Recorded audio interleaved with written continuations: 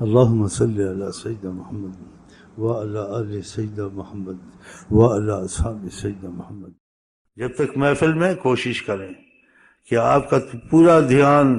نہ جیب کو ایسے کرے، نہ بلا فائدہ ایسے کرے، نہ ایسے دیکھے، نہ جیسے کہتے بے تکلف بیٹھے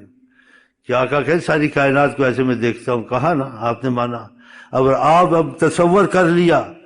کہ میں حضرت محمد صلی اللہ علیہ وسلم کی محفل کو تصور کرتا ہوں، کے سامنے تصور کرتا ہوں، انہوں نے کہا میں میں نہیں دیکھتا ہوں، لیکن انہوں نے کہا میں دیکھتا ہوں تو اپنے کو پابندی میں کر دیں، جیسے نماز میں پابندی میں کرتے ہیں، ادب سے بیٹھنا ہے،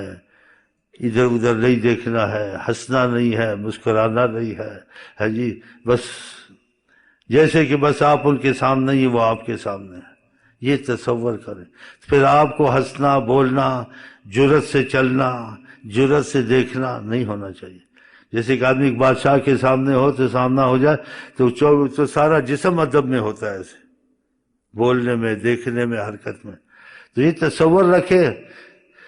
تاکہ آپ کو فائدہ زیادہ ہوگا، پھر فیض زیادہ ملے گا۔ جیسے نماز میں پابندی میں آ جاتا ہے انسان، ایسے ادھر بھی تصور کیا تو اپنے کو پابندی میں سمجھ لیں کہ حضرت محمد حیات النبی ہیں، دیکھ رہے ہیں، اور اس وقت میں جو تصور کر لیا ہے تھوڑی دیر کے لیے، تو اس دیر کے چند گھڑیے میں نے کوئی حرکت بے ادبانہ نہیں کرنی ہے،